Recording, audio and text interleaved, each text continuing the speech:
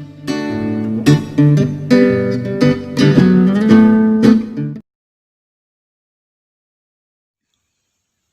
Everyone, last લેક્ચરમાં આપણે nucleic એસિડના યુનિટની અંદર ઘણું બધું જોઈ ગયા હતા. રજાનો માહોલ થોડો ગયો એટલે થોડું તમને યાદ નહીં પણ હોય એના માટે આપણે થોડું રિવિઝન કરી અને જો આગળ યુનિટ જોઈએ તો ન્યુક્લિક એસિડ જે છે એની અંદર આપણે શું જોયું હતું. ન્યુક્લિક એસિડની બાયોકેમિસ્ટ્રી જોઈ ગયા, બરાબર. તમને યાદ હશે અથવા ન પણ હોય, કેમ કે રજાનો માહોલ ગયો એટલે થોડી ઘણી રજાની ઇફેક્ટ થઈ હોય માઇન્ડ ઉપર, એટલે થોડુંક ભૂલાઈ ગયું હોય. તો આજે આપણે થોડું જોઈ લઈએ અને આપણે આગળ એડિનોસાઇનની સિન્થેસિસ કરીએ, બરાબર. તો ન્યુક્લિક એસિડનું યુનિટ જે 2B છે એની અંદર આપણે ઘણું બધું જોઈ ગયા, જેની અંદર આપણે બાયોકેમિસ્ટ્રી, ન્યુક્લિક એસિડ શુંની બાયોકેમિસ્ટ્રી જોઈ, ન્યુક્લિક એસિડ શું છે, ક્યાંથી મળી આવે છે અને કોણે એની શોધ કરી, બરાબર, એ આપણે જોઈ ગયા. એના પછી ન્યુક્લિક એસિડનું આખું ચાર્ટ જોયો કે ન્યુક્લિક એસિડ શેના બનેલા છે. તો આપણે જોયું કે પોલિમર જે છે, બરાબર, બાયોકેમિસ્ટ્રી અંદર જોયું હતું કે લિવિંગ ઓર્ગેનિઝમ્સ જે છે એના ન્યુક્લિયસની અંદર ન્યુક્લિક એસિડ રહેલો છે અને ન્યુક્લિક એસિડ જે છે આનુવંશિક લક્ષણો માટે જવાબદાર છે. અને આ ન્યુક્લિક એસિડ જે છે એ પોલિમર છે અને એનો મોનોમર અણુ જે છે એ શું છે તો કે ન્યુક્લિયોટાઇડ છે, બરાબર. એટલે ઘણા બધા ન્યુક્લિયોટાઇડ મોનોમર અણુ જોડાય અને શેની રચના કરે છે? ન્યુક્લિક એસિડની રચના કરે છે, જે આપણે ઓલરેડી જોઈ ગયા, બરાબર. એ જે ન્યુક્લિયોટાઇડ મોનોમર અણુ જે છે એ શેનો બનેલો છે એ આપણે જોયું હતું કે ન્યુક્લિયોટાઇડ જે છે એ ન્યુક્લિયોસાઇડ અને ફોસ્ફોરિક એસિડ, ન્યુક્લિયોસાઇડ અને ફોસ્ફોરિક એસિડ જોડાય અને ન્યુક્લિયોટાઇડ બનાવે છે. ન્યુક્લિયોસાઇડ શેના બનેલા છે તો કે નાઇટ્રોજન બેઝ અને રિબોઝ શર્કરા અથવા ડીઓક્સી રિબોઝ શર્કરા, એટલે કે શર્કરા અને નાઇટ્રોજન બેઝ જોડાય અને શું બનાવે છે તો કે ન્યુક્લિયોસાઇડ બનાવે છે. એટલે આપણે જોયું હતું કે ન્યુક્લિયોટાઇડ શેના બનેલા હશે તો કે નાઇટ્રોજન બેઝ, શર્કરા અને ફોસ્ફોરિક એસિડ જોડાય અને શેની રચના કરે છે તો કે ન્યુક્લિયોટાઇડની રચના કરે છે. આ ન્યુક્લિયોટાઇડનો જે મોનોમર અણુ છે એ ઘણા બધા મોનોમર અણુ જોડાય અને ન્યુક્લિક એસિડ બનાવે છે, જે આપણે જોયું. હવે આપણે જોઈએ કે જોયું હતું કે નાઇટ્રોજન બેઝ અને રિબોઝ શર્કરા, નાઇટ્રોજન બેઝ રિબોઝ શર્કરા એટલે કે ડીઓક્સી રિબોઝ અને રિબોઝ શર્કરા. તો એની અંદર આપણે જોયું હતું કે શર્કરા જે છે 2 ટાઈપની છે, રિબોઝ શર્કરા અને ડીઓક્સી રિબોઝ શર્કરા. બંનેના સ્ટ્રક્ચર આપણે જોયા હતા, બરાબર. એના પછી આપણે જોયું હતું નાઇટ્રોજન બેઝ. તો નાઇટ્રોજન બેઝ પણ કેટલી ટાઈપના છે? 2 ટાઈપના, પ્યુરિન બેઝ અને પિરિમિડિન બેઝ. પ્યુરિન બેઝની અંદર 2 સ્ટ્રક્ચર તમારે છે, એડેનિન અને ગ્વાનિન. જ્યારે પિરિમિડિન બેઝની અંદર યુરેસિલ, થાઇમિન, સાઇટોસિન અને યુરિડિન, બરાબર. યુરેસિલ, થાઇમિન અને સાઇટોસિન, ટોટલ કેટલા? 5 નાઇટ્રોજન બેઝ અને 2 શુગર, એટલે કે ડીઓક્સી રિબોઝ અને રિબોઝ શુગર. આ 2 શુગર તમારે ભણવાની, એના બંધારણ યાદ રાખવાના અને નાઇટ્રોજન બેઝ જે 5 છે એ આપણે જોયા હતા, બરાબર. યાદ પણ રાખી લીધા હતા, જે તમને સ્ટ્રક્ચર ઓલરેડી ખ્યાલ છે. આ જે છે એ શું છે? એડેનિન છે. અને એની પછી આપણે જોયું હતું કે નાઇટ્રોજન બેઝ અને શુગર જોડાય અને શેની રચના? ન્યુક્લિયોસાઇડની રચના કરે છે. એની અંદર આપણે સ્ટાર્ટ કર્યું હતું એડિનોસાઇન, બરાબર. આ જે છે એક ન્યુક્લિયોટાઇડ છે, એવા ઘણા બધા ન્યુક્લિયોટાઇડ જોડાય અને શેની રચના કરે છે? ન્યુક્લિક એસિડની રચના કરે છે, એ આપણે જોઈ ગયા. પછી આપણે ન્યુક્લિયોસાઇડના બંધારણની અંદર શરૂ કર્યું હતું એડેનિન અને ડી રિબોઝ જોડાય અને એડિનોસાઇન બનાવે, એ આપણે જોઈ ગયા હતા, બરાબર. અને એના પછીના જે 4 જે છે તમારા સિલેબસમાં એ આપણે બાકી છે, એક પછી એક જોઈશું. પણ ફરી એક વખત કહું તો બેઝ અને શર્કરા જોડાય અને શું બનાવે છે? ન્યુક્લિયોસાઇડ બનાવે છે.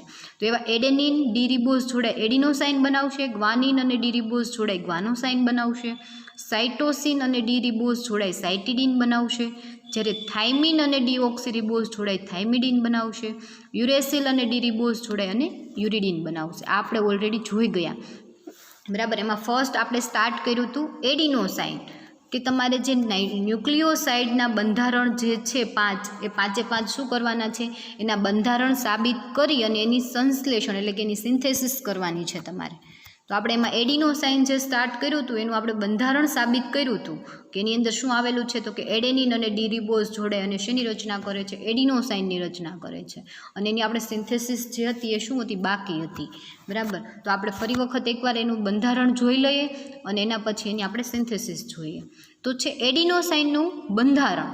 તો એડિનોસાઇનનું બંધારણ તમને ખબર છે કે એડેનિન અને ડી રિબોઝ જોડે અને શેની રચના કરે છે, એડિનોસાઇનની રચના કરે છે. એટલે તમને બંધારણની અંદર જુઓ તો તમને શું બતાય છે તો કે એક એડેનિન, આ બંધારણ જે છે શેનું છે, એડેનિન. અને નીચેનું બંધારણ જે છે શેનું છે, ડી રિબોઝ. એટલે કે એડેનિન અને ડી રિબોઝ જોડે અને શેની રચના કરે છે, એડિનોસાઇનની રચના કરે છે. એનું અણુસૂત્ર તમને ખબર છે, કાર્બન 10, હાઇડ્રોજન 13, નાઇટ્રોજન 5 અને ઓક્સિજન 4. એનું અણુસૂત્ર છે. એડિનોસાઇનનું જળ વિભાજન કરશો એટલે અહીંયાથી જે ગ્લાયકોસાઇડિક બોન્ડ છે એ બ્રેક થઈ જશે અને અહીંયા H, અહીંયા OH. બરાબર, શેની રચના કરશે તો કે ડી રિબોઝ અને શર્કરા તમને કેવી મળી જશે, પાછી મળી જશે. એટલે જે એડિનોસાઇનનું બંધારણ આપણે સાબિત કરવાનું છે એની અંદર આપણે એનું જળ વિભાજન કરીએ છીએ તો આપણને એડેનિન અને શર્કરા મળે છે. એટલે મેં તમને એવું કીધું હતું કે આપણે બધા બંધારણ જે સાબિત કરવાના છે એની અંદર આપણે કેટલા પોઈન્ટ યાદ રાખવાના. ફર્સ્ટ પોઈન્ટ તો એનું અણુસૂત્ર. પહેલાં તો એનું તમને બંધારણ ખબર હોવી જોઈએ. બરાબર, આપણા માઇન્ડની અંદર ક્લિયર હોવું જોઈએ એનું બંધારણ કે કેવું છે. એના ઉપરથી આપણે એનો ફર્સ્ટ પોઈન્ટ લખવાનો છે અણુસૂત્ર.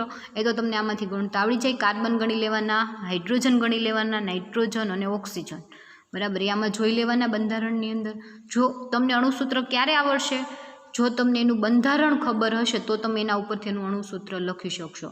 જો આની અંદર તમને બંધારણની અંદર એક નાઇટ્રોજન કે ઓક્સિજન કે હાઇડ્રોજન એક પણ ભૂલ થશે તો એનું અણુસૂત્ર કેવું થશે, ખોટું થશે. તો તમને એનો એક પણ માર્ક મળી શકે નહીં. એટલે જો એનું બંધારણ તમને સાચું આવડતું હશે તો એના પછીના બધા પોઈન્ટ તમારા સાચા પડશે. એટલે ફર્સ્ટ તમને એનું શું આવડવું જોઈએ, બંધારણ આવડવું જોઈએ. એડિનોસાઇન, ગ્વાનોસાઇન, થાઇમિડિન, સાઇટોસિન એ બધા. બરાબર, 5 જે છે એના તમારે શું યાદ રાખવાના છે, બંધારણ યાદ રાખવાના છે. જો બંધારણ તમને આવડતા હશે તો મેથડ તો તમારે બધા પોઈન્ટ બધામાં સેમ જ છે. અણુસૂત્ર, પછી એનું જળ વિભાજન કરતાં તમને નાઇટ્રોજન બેઝ અને શર્કરા મળે, એ નાઇટ્રોજન બેઝ મળે એનું સિન્થેસિસ, પછી જે શર્કરા મળે એનું તમારે બંધારણ સાબિત કરવાનું. એ તો બધાની અંદર કોમન પોઈન્ટ છે, શર્કરાનું બંધારણ સાબિત કરવાનું. બરાબર, એ બંનેનું બંધારણ સાબિત થઈ જાય એટલે બેને શું કરી દેવાના છે, જોઈન્ટ કરી દેવાના છે. કે બંને નાઇટ્રોજન બેઝ અને શર્કરા શેનાથી જોડાયેલા છે, કયા કાર્બન દ્વારા જોડાયેલા છે એ. બરાબર, એ બંનેનું જોડાણ થઈ જાય એટલે લાસ્ટ પોઈન્ટ એની સિન્થેસિસ. એટલે તમારે પછીના પોઈન્ટ બધા કેવા છે, બધાની અંદર કોમન. પણ તમને ફર્સ્ટ શું આવડવું જોઈએ, એનું બંધારણ આવડવું જોઈએ. જો એનું બંધારણ આવડતું હોય તો એના પછીના બધા જ પોઈન્ટ તમે જાતે કરી શકો. બરાબર, ખાલી યાદ શું રાખવાનું રહી કે તમારે કયો આની પછી પોઈન્ટ છે, આના પછી કયો પોઈન્ટ છે, આના પછી કયો પોઈન્ટ છે. તો ફર્સ્ટ પોઈન્ટ આપણે એનું અણુસૂત્ર, સેકન્ડ પોઈન્ટ એડિનોસાઇનનું જળ વિભાજન કરવાથી શું મળે છે, એડેનિન અને શર્કરા મળે છે. એના પછી આપણે જોયું હતું એડેનિનનું બંધારણ. બરાબર, એના સંશ્લેષણ પરથી સાબિત કરાય. એટલે ફિશરનું સંશ્લેષણ. ફિશર નામના સાયન્ટિસ્ટે 1897ની અંદર શું બનાવ્યું હતું કે 6 એમિનો પ્યુરિન. એટલે કે પ્યુરિનના 6થા કાર્બન ઉપર NH2 એમિનો ગ્રુપ છે એટલે 6 એમિનો પ્યુરિન જે આપણે જોયું હતું. બરાબર, તો એનું સિન્થેસિસ આપણે શેમાંથી કર્યું હતું, 2,6,8 ટ્રાયક્લોરોપ્યુરિન. એટલે 2, 6 અને 8 ત્રણેય કાર્બન ઉપર શું છે, ક્લોરિન, એટલે ટ્રાયક્લોરોપ્યુરિન. આ પ્યુરિનનું બંધારણ તો આપણને ખબર છે. બરાબર, જે તમે સેમેસ્ટર 3માં પણ ભણીને આવ્યા અને આજે હમણાં પણ આપણે યુનિટ સ્ટાર્ટ કર્યું એ પહેલાં પણ આપણે પ્યુરિન અને પિરિમિડિન જે છે એ નાઇટ્રોજન બેઝ જોયા. એટલે કે આ 6 એમિનો 2,6,8 ટ્રાયક્લોરોપ્યુરિન જે છે એનું એમિનેશન કરશો એટલે ક્લોરિન, અહીંયાથી ક્લોરિન જે છે હાઇડ્રોજન NH3 માનું હાઇડ્રોજન લઈ HCl સ્વરૂપે રિમૂવ થશે અને ત્યાં શું જોડાઈ જશે, NH2 ગ્રુપ જોડાઈ જશે. એટલે 6થા સ્થાન ઉપર એમિનો ગ્રુપ આવ્યું એટલે 6 એમિનો 2,8 ડાયક્લોરો 2,8 ડાયક્લોરોપ્યુરિન. અને એનું HI સાથે એને તમે ગરમ કરશો એટલે શું થશે તો કે બંને ક્લોરિન પરમાણુ જે છે એ રિમૂવ થઈ જશે અને જે તમને મળશે એ શું મળશે, 6 એમિનો પ્યુરિન મળશે, જે આપણે સિન્થેસિસ લાસ્ટ લેક્ચરમાં જોઈ ગયા હતા. એના પછી આપણે જોયું હતું ડી રિબોઝનું બંધારણ. તો ડી રિબોઝનું બંધારણ શું કહે છે તો કે એ કાર્બોહાઈડ્રેટના બંધારણ નક્કી કરવાની સામાન્ય રીત દ્વારા નક્કી કરવામાં આવે છે. આપણે શું કર્યું હતું તો કે જે ડી રિબોઝ હતું એટલે કે એડિનોસાઇનનું સંપૂર્ણ મિથિલેશન કરશો એટલે જળ વિભાજન કરવાથી ટ્રાયમિથાઇલ રિબોઝ મળે છે. એટલે પહેલાં એનું મિથિલેશન કરશો એટલે તમને એનો મિથાઇલ વ્યુત્પન્ન મળશે. પણ શેનો? એડિનોસાઇનનો. જુઓ અહીંયા નાઇટ્રોજન જે બતાવે છે શું બતાવે છે તો કે ત્યાંથી શું જોડાયેલું છે? આખી નાઇટ્રોજન બેઝ જોડાયેલું છે. એનું જળ વિભાજન HClની હાજરીમાં કરશો એટલે તમને શું મળશે? ટ્રાયમિથાઇલ રિબોઝ મળશે. બરાબર. ટ્રાયમિથાઇલ રિબોઝ શા માટે કીધું તો કે એના બીજા, ત્રીજા અને પાંચમા કાર્બન ઉપર શું આવેલું છે? મિથાઇલ ગ્રુપ, એટલે ટ્રાયમિથાઇલ રિબોઝ. અને જો એનું ઓક્સિડેશન કરશો એટલે તમને ડાયમિથાઇલ મેસોટાર્ટ્રિક એસિડ મળશે. બરાબર. આ હતું ડી રિબોઝનું બંધારણ. એના પહેલાં આપણે જોયું એડેનિનનું બંધારણ. તો તમારે બધા જ સૂત્રની અંદર આવી જ રીતે ગ્વાનિન હોય તો તમારે ગ્વાનોસાઇન હોય તો ગ્વાનિનનું તમારે બંધારણ એની સિન્થેસિસ ઉપરથી સાબિત કરવાનું, અને ડી રિબોઝનું બંધારણ આ જે છે એ આપણે સાબિત કરવું. બરાબર. એટલે ડી રિબોઝનું બંધારણ જે તમને ફ્યુરાનોઝ ચક્ર ધરાવે છે એ તમને અહીંયા બતાવેલું છે. હવે ફ્યુરાનોઝ રિંગ અને પાયરાનોઝ રિંગ શું છે એ જોઈએ આપણે. તો અહીંયા જે તમને બતાવેલી છે પાયરાનોઝ ચક્ર છે. તો પાયરાનોઝ ચક્ર કોને કહેવાય તો કે લેક્ટોન રિંગ. બરાબર. લેક્ટોન રિંગ જે છે એ પહેલાં અને પાંચમા કાર્બન વચ્ચે આવેલી હોય તો એને પાયરાનોઝ ચક્ર કહેવાય, અને પહેલાં અને ચોથા કાર્બન સાથે આવેલી હોય તો એને શું કહેવાય? ફ્યુરાનોઝ રિંગ કહેવાય. હવે આ જે બંધારણ દર્શાવેલું છે એમાં તમે કાર્બન ગણો, પહેલો, બીજો, ત્રીજો, ચોથો અને પાંચમો. લેક્ટોન રિંગ ક્યાં આવેલી છે? ચોથો અને પહેલા કાર્બન વચ્ચે. એટલે એને શું કીધું? ફ્યુરાનોઝ ચક્ર કીધું. બરાબર. હવે શું કહે છે તો કે જે એડિનોસાઇન છે એની અંદર ફ્યુરાનોઝ ચક્ર આવેલું છે કે પાયરાનોઝ ચક્ર આવેલું છે? તો જો તમને નિપજ તરીકે શું મળ્યું તો કે નિપજ તરીકે તમને અહીંયા ડાયમિથાઇલ મેસોટાર્ટ્રિક એસિડ મળ્યું. કઈ રિએક્શન કરતાં? મિથિલેશન, જળ વિભાજન અને ઓક્સિડેશન. મિથિલેશન, જળ વિભાજન અને ઓક્સિડેશન કરતાં ડાયમિથાઇલ મેસોટાર્ટ્રિક એસિડ મળે તો એ શું બતાવે છે કે ફ્યુરાનોઝ ચક્ર આવેલું છે. અને જો ટ્રાયમિથોક્સી ગ્લુટારિક એસિડ નિપજ મળે તો એ શું બતાવે કે પાયરાનોઝ ચક્ર આવેલું છે. પરંતુ અહીંયા મળતું આપણને ટ્રાયમિથાઇલ ગ્લુટારિક એસિડ મળતું નથી, પણ શું મળે છે તો કે મેસોટાર્ટ્રિક એસિડ મળે છે. એટલે શું બતાવે છે કે ફ્યુરાનોઝ ચક્ર આવેલું છે. આ જે પોઈન્ટ છે તમારે બધાની અંદર કેવો રહેશે? કોમન રહેશે. ખાલી એક ડીઓક્સી રિબોઝ હશે એની અંદર એ કેવું આવશે? અલગ આવશે. બરાબર. બાકી રિબોઝનું બંધારણ તમારે બધા ક્વેશ્ચનની અંદર કોમન રહેશે. બરાબર. એટલે એને એક વ્યવસ્થિત રીતે જોઈ લેજો, અને ફરી વખત એવું લાગે તો એના પોઈન્ટ લખી અને સિન્થેસિસ બે વાર લખી નાખજો. બરાબર. એના પછી આપણે કર્યું હતું એડેનિન અને ડી રિબોઝનું જોડાણ. તો એડેનિન અને ડી રિબોઝ જોડાય અને શું બનાવે છે? એડિનોસાઇન બનાવે છે. તો એડિનોસાઇનનું રિડક્શન થતું નથી, એટલે શું કહે છે તો કે આલ્ડીહાઇડ સમૂહ મુક્ત નથી, પરંતુ એ કેવું છે તો કે આલ્ડીહાઇડ સમૂહ છે એનો જોડાયેલો છે. શેની અંદર તો કે ડી રિબોઝનો જે આલ્ડીહાઇડ સમૂહ છે એ કેવો છે? જોડાયેલો છે. એટલે કે એ લેક્ટોન ચક્ર ધરાવે છે, એટલે એનો C1 કાર્બન સાથે, તેથી ડી રિબોઝ છે એડેનિન સાથે C1 કાર્બન સાથે જોડાયેલું છે. બરાબર. હવે એડિનોસાઇનનું ડીએમિનેશન કરવાથી ઇનોસિન મળે છે, જે દર્શાવે છે કે એડિનોસાઇનમાં મુક્ત NH2 સમૂહ આવેલો છે. એટલે ક્યાં બતાવે છે? આ એડિનોસાઇન એના છઠ્ઠા સ્થાન ઉપર શું આવેલું છે? મુક્ત NH2. આપણને એ તો ખબર પડી ગઈ કે ડી રિબોઝ જે છે એનું પહેલું સ્થાન C1 કાર્બન જે છે એનાથી નાઇટ્રોજન બેઝ સાથે જોડાયેલો છે. એટલે કે ડી રિબોઝના કાર્બન નંબર 1 સાથે એડેનિન જોડાયેલું હશે એ ખબર પડી, પણ એડેનિનની અંદર ક્યાં જોડાયેલું છે તો કે છઠ્ઠા સ્થાન ઉપર NH2 ગ્રુપ છે, પછી પહેલા અને ત્રીજા સ્થાન ઉપર નાઇટ્રોજન છે જેની પાસે મુક્ત હાઇડ્રોજન નથી. પહેલું, ત્રીજું અને આ કેટલામું? સાતમું. બરાબર. આ છઠ્ઠું અને આ સાતમું.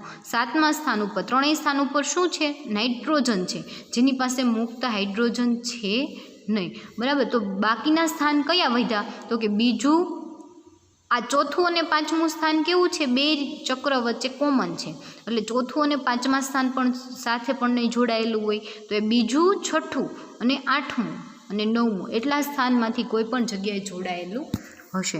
તો આપણે એ જોયું હતું કે એડેનિનનો N1 અને N3 પરમાણુ સાથે હાઇડ્રોજન પરમાણુ નથી, એટલે ત્યાં નહીં જોડાયેલું હોય. પછી એડેનિનમાં પ્યુરિન ચક્ર જે છે એ ચોથા અને પાંચમા કાર્બનના બે ચક્રો વચ્ચે સામ્ય છે એટલે ત્યાં પણ નહીં જોડાયેલું હોય. તો ક્યાં જોડાયેલું હશે? તો કે આ બીજું, સાતમું, આઠમું અને નવમા સ્થાને જોડાયેલું હશે. બરાબર. તમે ફરી વખત કાર્બનની સ્થાન જોઈ લો તો આ નાઇટ્રોજન ફર્સ્ટ, એના પછી સેકન્ડ, એના પછી થર્ડ, ફોર્થ, ફિફ્થ, આ 6, 7, 8 અને 9. બરાબર. એટલે એડેનિન જે છે એની અંદર પહેલું અને ત્રીજું સ્થાન જે છે એની ઉપર શું આવેલું છે? નાઇટ્રોજન છે, જેની પાસે મુક્ત હાઇડ્રોજન નથી. ચોથા અને પાંચમા સ્થાન ઉપર શું છે? તો કે બંને ચક્ર જે છે એ એકબીજા સાથે જોડાયેલા છે એટલે બંને સ્થાન એકબીજામાં સામ્ય છે એટલે એના સાથે પણ જોડાયેલું હશે નહીં. તો કયું સ્થાન ફ્રી છે? તો કે બીજું, છઠ્ઠું, સાતમું અને આઠમું અને નવમું. બરાબર. એટલા સ્થાન છે. તો એમાંથી ક્યાં જોડાયેલું હશે? તો છઠ્ઠા સ્થાન ઉપર તો NH2 ગ્રુપ છે એટલે ત્યાં પણ નહીં હોય. તો એ સિવાયના વૈધા બીજું, સાતમું, આઠમું અને નવમું. બરાબર. તો શું કહે છે જુઓ, તો કે બીજું અને આઠમું સ્થાન જે છે ત્યાં શું આવેલું છે? કાર્બન આવેલો છે અને સાતમા અને નવમા સ્થાન ઉપર નાઇટ્રોજન આવેલો છે. તો એવું કહે છે કે પ્યુરિનનું ન્યુક્લિયોસાઇડ એટલે કે બેઝ આલ્કલીની સાથે પ્રક્રિયા કરશો તો મંદ HCl વડે તેનું સહેલાઈથી જળ વિભાજન થઈ જાય છે. એટલે એ શું છે? તો કે N ગ્લાયોક્સાઇડ છે, C ગ્લાયોક્સાઇડ છે નહીં. એટલે કાર્બન સાથે જોડાયેલું નથી પણ કોના સાથે જોડાયેલું છે? નાઇટ્રોજન સાથે જોડાયેલું છે. તો નાઇટ્રોજન આ ચારમાંથી ક્યાં છે? તો કે સાતમા અને નવમા સ્થાને જોડાયેલું છે. એટલે ડી રિબોઝનું સાતમું અને નવમું સ્થાન કેવું થશે? તો કે જેની સાથે જોડાયેલું હશે. તો એ આપણે નક્કી કરવા માટે શું કર્યું? તો કે યુવી વર્ણપટ. બરાબર. સાતમું અને નવમું સ્થાન આપણે નક્કી કરવું, સ્થાન નક્કી કરવું થોડું મુશ્કેલ હતું. એટલે શું કર્યું? તો કે પ્યુરિન બેઝમાં બંને સ્થાનો વચ્ચે ચલ રૂપકતા છે, ટ્રોટોમેરિઝમ જોવા મળે છે. એટલે આપણે એનો યુવી વર્ણપટ કાઢ્યો અને એ યુવી વર્ણપટ જે છે એ 9 મિથાઇલ ગ્વાનિનના યુરની વર્ણપટ સાથે કેવો છે? સામ્ય છે. એટલે શું કહે છે? તો કે સાતમા સ્થાને મિથાઇલ ગ્વાનિનના યુવી વર્ણપટ સાથે સામ્યતા ધરાવતો નથી. એટલે એવું કહે છે કે જે યુવી વર્ણપટ છે એ નવમા સ્થાનમાં 9 મિથાઇલ ગ્વાનિનના વર્ણપટ સાથે સામ્યતા ધરાવે છે. બરાબર. કોઈ બી વસ્તુ હોય એની સાથે આપણે એને શું કરવાની છે? કમ્પેર કરવાની છે. તો 9 મિથાઇલ ગ્વાનિનના વર્ણપટ સાથે એને જોયો તો એની સાથે કેવો છે? સામ્ય છે. જ્યારે 7 મિથાઇલ ગ્વાનિનના યુવી વર્ણપટ સાથે સામ્યતા ધરાવતો નથી. એટલે શું કહે છે? તો કે એડિનોસાઇનનું બંધારણ જે છે એના નવમા સ્થાને શું છે? N છે અને એની સાથે ડી રિબોઝ જે છે ગ્લાયોક્સાઇડ બોન્ડ વડે જોડાયેલો છે. બરાબર. એટલે બંને છે કોના દ્વારા જોડાયેલો છે આપણે સાબિત કર્યું. એટલે એડિનોસાઇનનું જે બંધારણ તમે જોઈ શકો છો એ આપણે 8 થી 10 મુદ્દા દ્વારા એને આપણે સાબિત કર્યું. તો આ એક પછી એક તમારે મુદ્દા જે છે યાદ રાખવાના છે. ફરી વખત એક વખત જોઈ લો. ફર્સ્ટ પોઈન્ટ આપણે જોયો તો એનું બંધારણ, સેકન્ડ પોઈન્ટ એનું અણુસૂત્ર, થર્ડ જળ વિભાજન પછી ફોર્થ પોઈન્ટ આપણે જોયો તો એડેનિનનું બંધારણ સાબિત કરવાનું, એના પછી ડી રિબોઝનું બંધારણ સાબિત કરવાનું, એના પછી એડેનિન અને ડી રિબોઝનું જોડાણ કઈ રીતે થાય છે એ સાબિત કરવાનું અને છેલ્લે એની સિન્થેસિસ. બરાબર. આ જે પોઈન્ટ છે તમારે બધે કોમન રહેશે કેમ કે ચલરૂપકતા, ટ્રોટોમેરિઝમ જેમાં જોવા મળશે એ બધા જ જે છે એનો યુવી વર્ણપટ કાઢી અને આપણે એનું શું જોવાનું છે કે એનું બંધારણ જે છે તો કે નાઇટ્રોજન સાથે ક્યાં જોડાયેલો છે એ આપણે દર વખતે આવશે. બરાબર. એટલે આ હતું આપણે એડેનિનનું બંધારણ સાબિત કર્યું. હવે આપણે જોઈએ તો એની સિન્થેસિસ. તો એડિનોસાઇન જે છે એનું સંશ્લેષણ શેમાંથી થાય છે? તો કે જે આપણે સ્ટાર્ટિંગ મટીરિયલ લેશું એ બેનું જોડાણ કરી દેવાનું. એટલે આપણને ખબર છે કે નાઇટ્રોજન બેઝ અને ડી રિબોઝ જોડાય અને શેની રચના કરે છે? ન્યુક્લિયોસાઇડની રચના કરે છે. તો આપણે એડિનોસાઇન છે એની અંદર શું હશે? એડેનિન અને ડી રિબોઝ. તો આપણે એડેનિનનો કોઈ પણ વ્યુત્પન્ન લઈ લઈશું અને ડી રિબોઝનો કોઈ પણ વ્યુત્પન્ન લઈ લઈશું અને બંને વચ્ચે રિએક્શન કરાવી અને બંનેને શું કરી દઈશું? જોઈન્ટ કરી દઈશું. એટલે આપણને જે મળશે એ શું મળશે? એડિનોસાઇન મળશે. તો આપણે જોઈએ કે એડિનોસાઇન જે છે એનું સંશ્લેષણ શેમાંથી? તો કે 2,8-ડાયક્લોરો એડેનિન. બરાબર. એટલે આ જે છે શું છે? એડેનિન. એના બીજા અને 8મા કાર્બન ઉપર ક્લોરિન પરમાણુ એટલે 2,8-ડાયક્લોરો એડેનિન પણ એનો સિલ્વર ક્ષાર. બરાબર. એટલે 9મા સ્થાન ઉપર જે હાઇડ્રોજન જે છે એ રિમૂવ થઈ ગયું એની જગ્યાએ શું આવી ગયું? એજી એટલે કે સિલ્વર. બરાબર, સિલ્વર આવી ગયું અને એની જગ્યાએ શું જોડાશે તો કે ડી રિબોઝ જોડાશે, એટલે 2,8 ડાયક્લોરોએડેનિન, પણ સિલ્વર ક્ષાર, એનો સિલ્વર સોલ્ટ ઓફ 2,8 ડાયક્લોરોએડેનિન એ લીધું. એની રિએક્શન આપણે એસિટોક્લોરોરિબોફ્યુરાનોસ, બરાબર. એસિટોક્લોરો શા માટે કીધું તો કે એમાં પહેલા સ્થાન ઉપર ક્લોરીન પરમાણુ છે, બીજા, ત્રીજા અને પાંચમા કાર્બન ઉપર શું આવેલું છે તો કે એસિટો, બરાબર, એટલે એસિટાઇલ ગ્રુપ આવેલું છે, એટલે એને શું કીધું એસિટોક્લોરો રિબોફ્યુરાનોસ, બરાબર. એમની બંને વચ્ચે રિએક્શન કરશો એટલે આપણને ખબર છે કે ડી રિબોઝનું પહેલું સ્થાન અને એડેનિનનું 9મું સ્થાન, બંને વચ્ચે જે કંઈ હશે એ રિમૂવ થઈ જશે અને બંને વચ્ચે શું બની જશે, ગ્લાયોક્સાઇડિક બોન્ડ બની જશે, બરાબર. કઈ રીતે જુઓ તો કે અહીંયાથી સિલ્વર, અહીંયા પહેલા સ્થાન ઉપરથી ક્લોરીન, અહીંયા 9મા સ્થાન ઉપરથી સિલ્વર ક્લોરાઇડ રિમૂવ થઈ ગયું અને બંને એકબીજા સાથે ગ્લાયોક્સાઇડિક બોન્ડ દ્વારા જોડાઈ ગયા. હવે આપણને ખબર છે કે અહીંયા બીજા અને 8મા સ્થાન ઉપર ક્લોરીન છે અને અહીંયા 3 એસિટાઇલ ગ્રુપ જે છે વધારાના છે એને તમે રિમૂવ કરી દો એટલે આપણને જે છેલ્લે મળે શું મળે તો કે એડિનોસાઇન મળે. તો કઈ રીતે રિમૂવ કરશું તો કે ફર્સ્ટ તમે એનું એમિનેશન કરો, એમિનેશન કરશો એટલે શું થઈ જશે તો કે NH2 ગ્રુપ જે છે એ દાખલ થઈ જશે, બરાબર. NH2 ગ્રુપનું મિથેનોલ સાથે તમે રિએક્શન કરશો એટલે 3 એસિટિક એસિડ રિમૂવ થઈ જશે. આ એસિટાઇલ ગ્રુપ છે OCH3COOH, બરાબર. અહીંયા શું હશે OCH3COOH, એટલે જે CH3COOH જે છે એમાંથી ઓક્સિજન અહીંયા રહેશે પણ CH3COOH કેવું થઈ જશે, રિમૂવ થઈ જશે.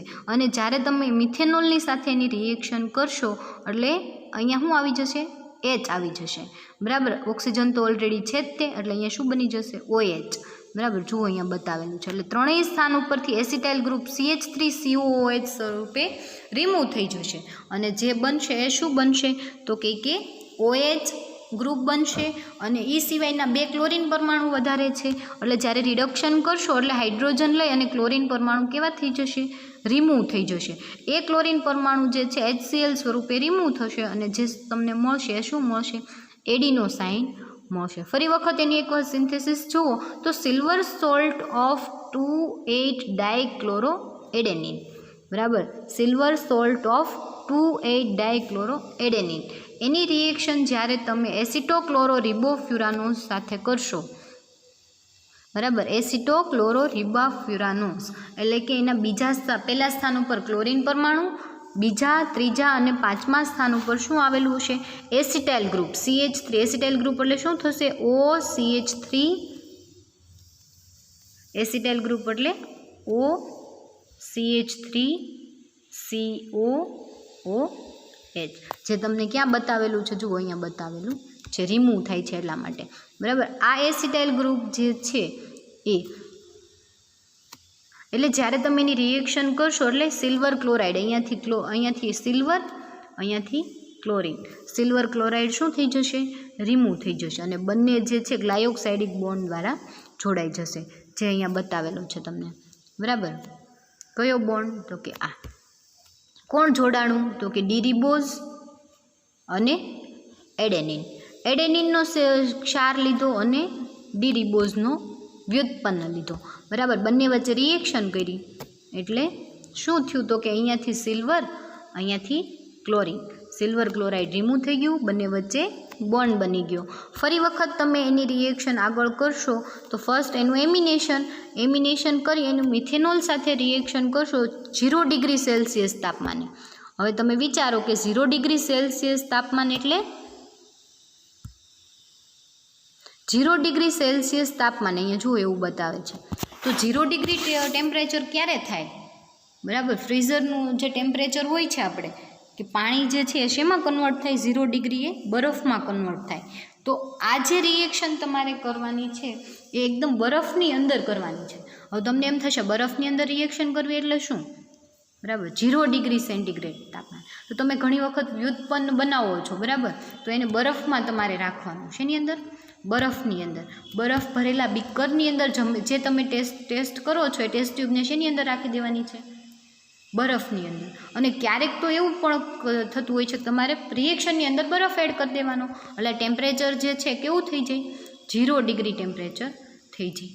બરાબર. એટલે 0 ડિગ્રી ટેમ્પરેચરે તમારે એમોનિયા અને મિથેનોલ સાથે રિએક્શન કરશો એટલે CH3COOH એટલે કે એસિટિક એસિડના કેટલા અણુ, 3 અણુ રિમૂવ થશે. ક્યાંથી? તો કે આ જે એસિટાઇલ ગ્રુપ છે, એક એસિટાઇલ ગ્રુપ અને એક આ એસિટાઇલ ગ્રુપ, ટોટલ કેટલા, 3 એસિટાઇલ ગ્રુપ જે છે એસિટિક એસિડ સ્વરૂપે રિમૂવ થઈ જશે. અને એ જે રિમૂવ થશે એની તમે રિએક્શન આગળ કરશો, રિડક્શન. બરાબર. રિડક્શન કરશો એટલે જે બીજા અને 8મા સ્થાન ઉપર ક્લોરીન પરમાણુ જે છે રિમૂવ થઈ જશે. બરાબર. કઈ રીતે? ક્લોરીન હાઇડ્રોજન લઈ HCl સ્વરૂપે રિમૂવ થઈ જશે. બરાબર. અહીંયા લખ્યું નથી પણ કેટલા HCl દૂર થશે, 2. એક અહીંયાથી, એક અહીંયાથી.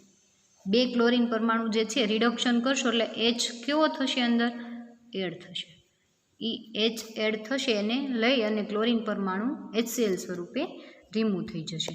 અને જે આ બીજો અને 8મા નંબરનો કાર્બન જે છે ત્યાંથી ક્લોરીન પરમાણુ કેવું થઈ જશે, રિમૂવ થઈ જશે. અને જે બનશે એ શું બનશે, તો કે એડિનોસાઇન બનશે. હવે એ જે એડિનોસાઇન બન્યું એનું બંધારણ આપણે કઈ રીતે સાબિત કર્યું, તો કે એના સંશ્લેષણ દ્વારા. બરાબર. એડિનોસાઇનનું સંશ્લેષણ દ્વારા આપણે શું કર્યું, એનું બંધારણ સાબિત કર્યું. એના ઉપરથી આપણને એવી ખબર પડે કે આપણે જે પહેલું બંધારણ જોયું હતું એ આપણને છેલ્લે સાબિત થઈ ગયું. બરાબર. જે આ તમે બંધારણ જોયું હતું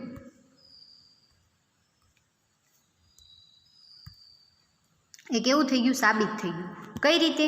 તો કે એડિનોસાઇનના બંધારણની અંદર આવેલો એડિનોસાઇનની અંદર આવેલો એડેનિન અને ડી રિબોઝ, તમને ખબર છે આપણે જોયું કે એ ન્યુક્લિયોસાઇડ જે છે એમાં એડિનોસાઇન શેનું બનેલું છે, એડેનિન અને ડી રિબોઝનું. તો એડેનિન અને ડી રિબોઝ જોડે એડિનોસાઇન બનાવે છે. એ જે એડિનોસાઇન જે છે એને આપણે પહેલાં શું કર્યું, એનું બંધારણ જોયું, એનું બંધારણ ઉપરથી એનું સંશ્લેષણ કર્યું અને છેલ્લે આપણે ન્યુક્લિયોસાઇડનું સંશ્લેષણ કર્યું. એવી જ રીતે તમારે ગ્વાનિન એટલે કે ગ્વાનોસાઇન, સાઇટિડિન, થાઇમિડિન અને યુરિડિન આ 5 બંધારણ શું કરવાના છે, સાબિત કરવાના છે. ફરી વખત એક વખત જોઈ લ્યો, પહેલેથી ફરી વખત આપણે એક વખત જોઈ લઈએ કે ન્યુક્લિક એસિડ જે છે એ શું છે, તો કે ન્યુક્લિક એસિડ જે છે એ આનુવંશિક લક્ષણો માટે જવાબદાર એવું એક પ્રોટીન છે. બરાબર. ન્યુક્લિયો પ્રોટીન એટલે કે ન્યુક્લિક એસિડ સાથે જોડાયેલું પ્રોટીન એટલે કે ન્યુક્લિયો પ્રોટીન છે. એટલે ન્યુક્લિયો પ્રોટીન જે છે એમાં બિન પ્રોટીન ભાગ તરીકે શું આવેલું છે, ન્યુક્લિક એસિડ આવેલું છે અને પ્રોટીન ભાગ તરીકે પ્રોટીન આવેલું છે, જે આપણે જોયું. અને એ શેના માટે જવાબદાર છે, આનુવંશિક લક્ષણો માટે જવાબદાર છે. આનુવંશિક લક્ષણો એટલે પેઢી દર પેઢી જે લક્ષણો વારસાગત આવે છે એના માટે જવાબદાર કોણ છે, તો કે ન્યુક્લિક એસિડ જવાબદાર છે. મેં તમને સ્ટાર્ટિંગમાં બાયોકેમિસ્ટ્રી જોઈ ત્યારે થોડું કીધું હતું. બરાબર. બાયોકેમિસ્ટ્રીમાં શું કીધું હતું કે પેઢી દર પેઢી એટલે કે તમારા પેરેન્ટ્સના લક્ષણો જે ચાઇલ્ડની અંદર આવે છે એના માટે કોણ જવાબદાર છે, ન્યુક્લિક એસિડ. એના માટે 2 ફેમિલી આપણે જોઈ હતી, white family and black family, કે જેવા એના પેરેન્ટ્સના કેરેક્ટર્સ હતા એ શેમાં હતા, એના ચાઇલ્ડ્સની અંદર હતા. બરાબર.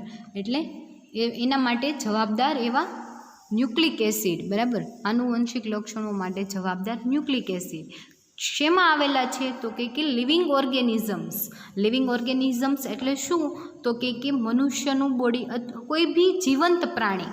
બરાબર. પછી એનિમલ્સ હોય, પ્લાન્ટ્સ હોય, ફૂગ હોય, વાયરસ હોય કે બેક્ટેરિયા હોય, કોઈ પણની અંદર જીવંત ઓર્ગેનિઝમ એટલે કે જીવંત કોષ, લિવિંગ ઓર્ગેનિઝમ એટલે કે જીવંત કોષ, એના ન્યુક્લિયસ એટલે કે કેન્દ્રની અંદર શું આવેલું છે, ન્યુક્લિક એસિડ આવેલું છે. એટલે કે કોષના કોષ કેન્દ્રમાં. બરાબર. બાયોલોજીના સ્ટુડન્ટ્સને ખ્યાલ આવી જાય કે કોષનો કોષ કેન્દ્ર જે છે એની અંદર શું આવેલું છે, ન્યુક્લિક એસિડ આવેલું છે. પણ મેથ્સના સ્ટુડન્ટને કોષ એટલે શું એ ખ્યાલ ન હોય તો એનું કોષ કેન્દ્ર શું છે એ ખબર ન હોય. પણ ત્યારે આપણે બાયોકેમિસ્ટ્રી જોઈ ત્યારે મેં તમને બતાવ્યું હતું. બરાબર. કે જે કોષ જે છે, કોષ એટલે કે પ્રાણીની લિવિંગ ઓર્ગેનિઝમ એટલે કે કોઈ બી મનુષ્ય અથવા તો એનિમલ્સ લઈ લો, પ્લાન્ટ લઈ લો, વાયરસ, બેક્ટેરિયા, ફૂગ, એનું જે બોડી જે છે શેનું બનેલું છે, તો કે લાખો કરોડો કોષનું બનેલું છે. બરાબર. એ જે કરોડો કોષની અંદરનો એક જે કોષ છે, એટલે બધા કોષની અંદર શું આવેલું છે તો કે ન્યુક્લિક એસિડ આવેલું છે. ક્યાં આવેલું છે તો કે એના કોષ કેન્દ્રની અંદર ન્યુક્લિક એસિડ, એટલે કે એના ન્યુક્લિયસની અંદર ન્યુક્લિક એસિડ આવેલું છે. એ આપણે જોઈ ગયા હતા. બરાબર.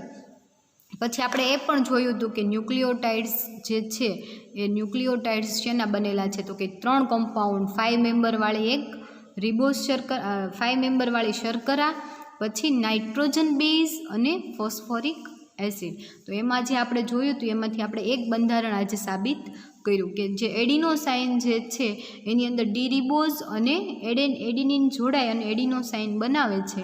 એનું આજે આપણે એક બંધારણ સાબિત કર્યું અને એનું સંશ્લેષણ કર્યું. બરાબર. એડિનોસાઇન, એડેનિન અને ડી રિબોઝ જોડાય અને એડિનોસાઇન બનાવે છે.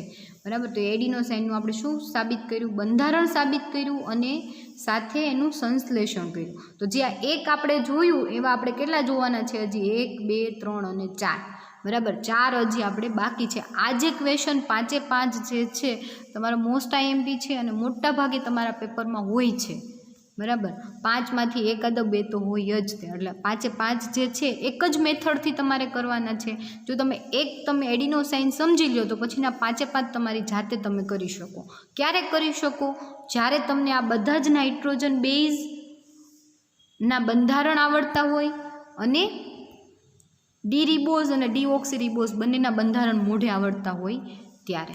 બરાબર. એટલે એના ઉપરથી આજે તમને એડિનોસાઇન કર્યું એટલે તમને ખ્યાલ આવી ગયો હશે કે જો આનું બંધારણ આવડતું હોય તો આપણને આખો જ ક્વેશ્ચન જે છે આપણે મોઢે કરી શકીએ. બરાબર. તો આ એક એડિનોસાઇનનું બંધારણ જે છે એના ઉપરથી તમે આખો ક્વેશ્ચન જાતે લખી શકો. ફર્સ્ટ પોઈન્ટ અણુસૂત્ર, સેકન્ડ જળ વિભાજન, થર્ડ તમારે નાઇટ્રોજન બેઝ જે છે એનું સંશ્લેષણ, ફોર્થ પોઈન્ટ ડી રિબોઝનું બંધારણ સાબિત કરવાનું અને 5મો પોઈન્ટ એમના બંને વચ્ચે જોડાણ કે શેના દ્વારા જોડાયેલું છે, ગ્લાયકોસાઇડિક બોન્ડ ક્યાં આવેલો છે એ જોવાનું. અને એના ઉપરથી છેલ્લો પોઈન્ટ તમારે આખું બંધારણ સાબિત કરી દો એનું સંશ્લેષણ. બરાબર. તો બધા જ ક્વેશ્ચન તમારે આ જ મેથડની અંદર જોવાના છે. ફરીવાર એકવાર જોઈ લો કે એડેનિનનું બંધારણ સાબિત કર્યું, એના પછી ડી રિબોઝનું બંધારણ સાબિત કર્યું, ડી રિબોઝની અંદર ફ્યુરાનોસ ચક્ર અને પાયરાનોસ ચક્ર, એના પછી આપણે એડેનિન અને ડી રિબોઝનું જોડાણ ક્યાંથી જોડાયેલા છે એ જોયું અને છેલ્લે આપણે જોયું એનું બંધારણ સાબિત કરી અને છેલ્લે એનું સંશ્લેષણ જોયું. સંશ્લેષણ ફરીવાર એકવાર જોઈ લઈએ. આગળના જે પોઈન્ટ છે તો ઓલરેડી તમારે રિવિઝન થયા છે, પણ આપણે જે એડિનોસાઇનનું સંશ્લેષણ છે એકવાર જોઈ લઈએ. તો silver salt of 2,8 dichloro adenine, એટલે કે એડેનિનનો સિલ્વર ક્ષાર, એટલે કે એના બીજા અને 8મા કાર્બન ઉપર ક્લોરિન અને એના 9મા સ્થાન ઉપર સિલ્વર આવેલું છે. એટલે silver salt of 2,8 dichloro adenine. Any reaction તમે એસિટોક્લોરો રિબોફ્યુરાનોઝ સાથે કરશો એટલે સિલ્વર ક્લોરાઇડ રિમૂવ થઈ જશે અને બંને કેવા થઈ જશે? ગ્લાયોક્સાઇડિક બોન્ડ દ્વારા જોડાઈ જશે. એનું તમે એમિનેશન અને આલ્કોહોલ સાથે રિએક્શન કરશો એટલે એસિટિક એસિડના 3 અણુ રિમૂવ થશે અને તમને જે સંયોજન મળશે એમાં બીજા અને 8મા કાર્બન ઉપર ક્લોરિન પરમાણુ અને એડિનોસાઇન 2,8 ડાયક્લોરો એડિનોસાઇન એનું રિડક્શન કરશો એટલે બંને ક્લોરિન પરમાણુ હાઇડ્રોજન લઈ HCl સ્વરૂપે દૂર થઈ જશે અને તમને જે મળશે એ શું મળશે? એડિનોસાઇન મળશે. બરાબર. તમને મટીરિયલ થોડા ટાઈમમાં હું આપી દઈશ, પણ એ પહેલાં આ જે ક્વેશ્ચન છે એને એવું લાગે તો 1-2 વખત ઘરે જોઈ લેજો અને લખી નાખજો, જેથી તમે આગળ ગ્વાનોસાઇન અને આપણે જે કરીએ એ તમારે ઝડપથી ખ્યાલ આવી જાય તમને. બરાબર. તો આ જે ક્વેશ્ચન છે એવું લાગે તો એક વખત આજે અથવા તો ટાઈમ મળે ત્યારે લખી નાખજો. બરાબર. અને આપણે આખો ક્વેશ્ચન જે જોયો એ તો આપણે સેકન્ડ જે જોઈશું એ શું જોઈશું? ગ્વાનોસાઇન. ગ્વાનિન અને ડી રિબોઝમાંથી મળતો ગ્વાનોસાઇન. એટલે જે આ એડિનોસાઇન જે છે એની જગ્યાએ આપણે શું લઈ લઈશું? ગ્વાનિન.